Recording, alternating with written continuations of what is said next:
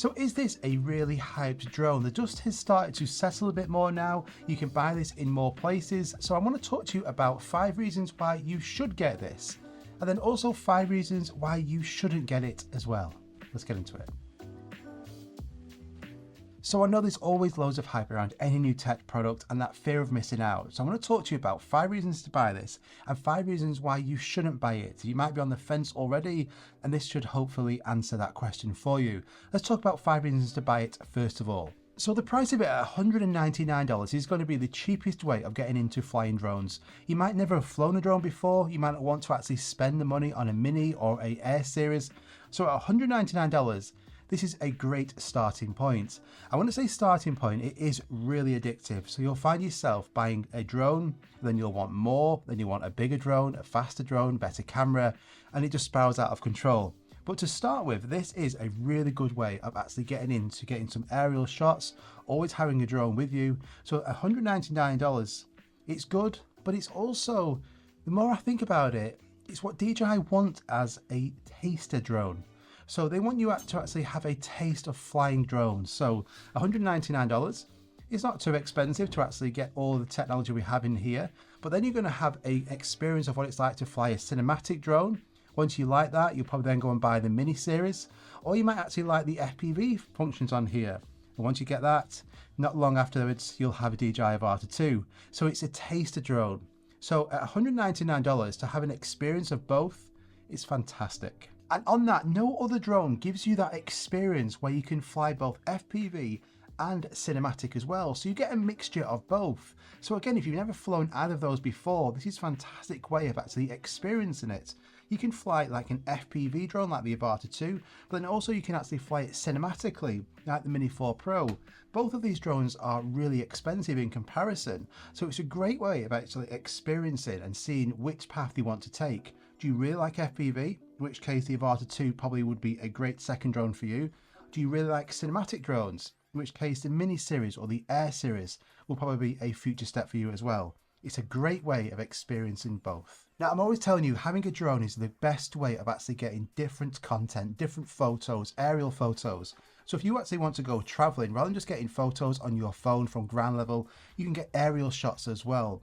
Now the Mini 4 Pro, I would say, is probably the best in terms of a travel drone.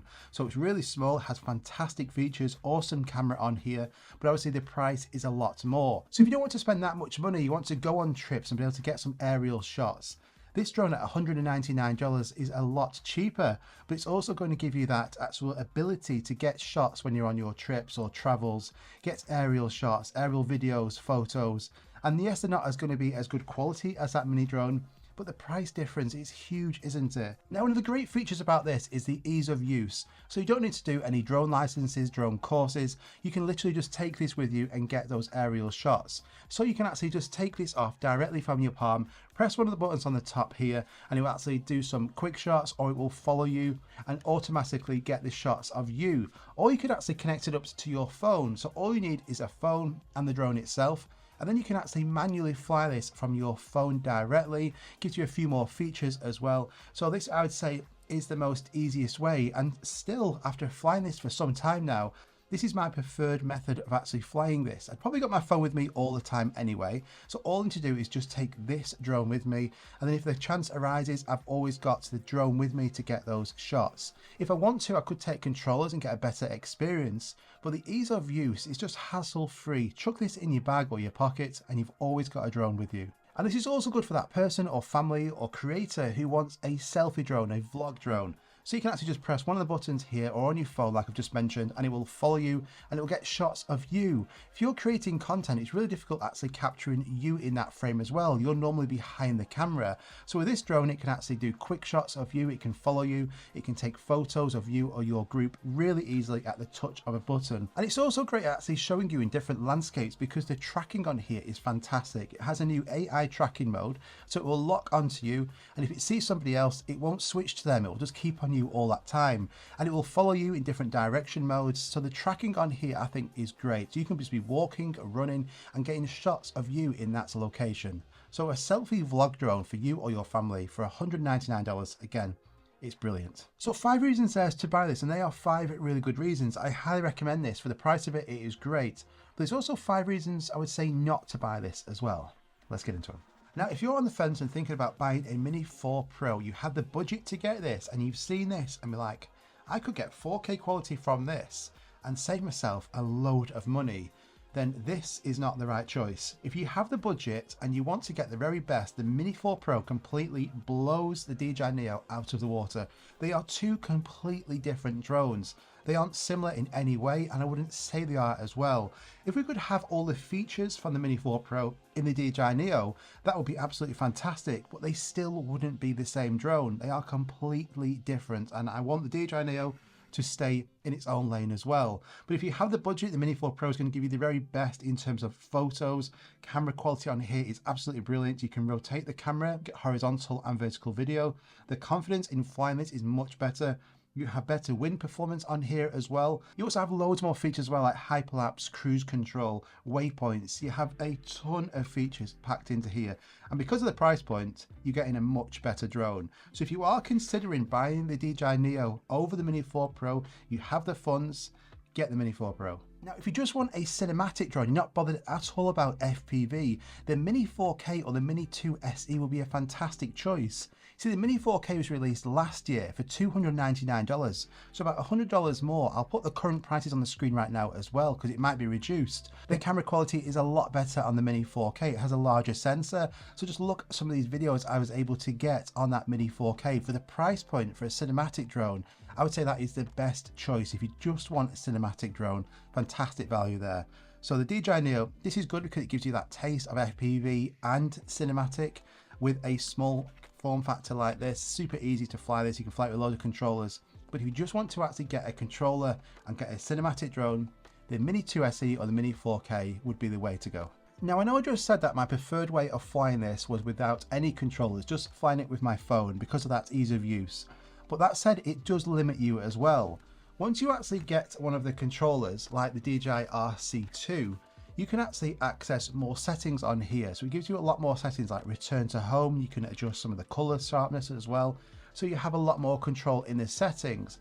And also actually flying this with dedicated thumbsticks as well, it's going to give you a much better flying experience. You can also fly this higher and further as well, because when you fly it with your phone, you're limited to just a 50-meter connection. So I would say if you're not actually wanting to buy any controllers, you just want to get this drone for $199 like it's advertised for, then that is great, but you need to understand that it does limit you as well. That might be good for actually getting shots of you or your group in a selfie form, but when you actually want to get shots of different landscapes, that does limit you, so you will need to get a controller. So I would say if you're going to pick up this, the DJI Fly More combo, that's going to give you extra batteries and it's going to give you a controller as well. So then you can make that choice. Now, if you're going to be going to windy environments, the DJI Neo isn't going to be great. Anything more than 15 miles an hour, it really does struggle in the wind. The Mini 4 Pro does pretty well in the wind, but even this struggles. The DJI Air 3, fantastic in the wind, really good performance, but we can see here the difference in size. So this is for flying in pretty good conditions, which means that does limit you as well. And it does need to be mentioned because the wind performance on the DJI Neo, it's not great. So this is a great way of experiencing FPV. Again, we can fly this cinematic and in FPV modes as well. With the downside that to actually do that, you're going to have to buy all those accessories as well. So the drone's at $199, but you can't fly FPV mode without all the different FPV accessories. DJI know what they're doing. So if you want to actually just go and get the motion controller to fly this, that's going to cost you about $80. Now for the really good FPV experience, you're going to want the motion controller 3. That's about $130, $139. But you're going to actually need to use goggles. You can't just fly this with this drone. Doesn't work. You need to actually have goggles for the FPV mode to work. So if we get the goggles as well, these are going to cost you $579. This is $879. So if you look at the price difference, you're not actually that far off. And for FPV experience, these two don't even come anywhere close. You can fly FPV on here, but it's nowhere near the same. So the actual flying performance on here, the speed of it, the way it just handles it, this is a phenomenal FPV drone now. So if you want to actually get into FPV, you get these in the combo anyway. I would just, again, probably save up and get the DJI Avata 2. The DJI Neo for FPV, it's okay. You can fly in manual mode. You get that good experience, but you're going to have to buy all of these accessories as well. I personally for flying FPV unless you already have these, and then this is like a great actual addition to that because you can just have a small drone with you like this and get some FPV shots.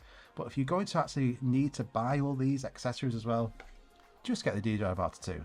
So the DJI Neo, a really interesting and fun drone. So 5 reasons why you should buy this and 5 reasons why you might consider not getting it as well. But let me know in the comments down below if you have this, what your experience is like on here. And also if you've got any questions, let me know in the comments down below and I'll try and feed them back to you as well. The camera on here, I would say, is not fantastic. The sharpness is way too sharp. So I have just brought out my own DJI LUTs as well for this.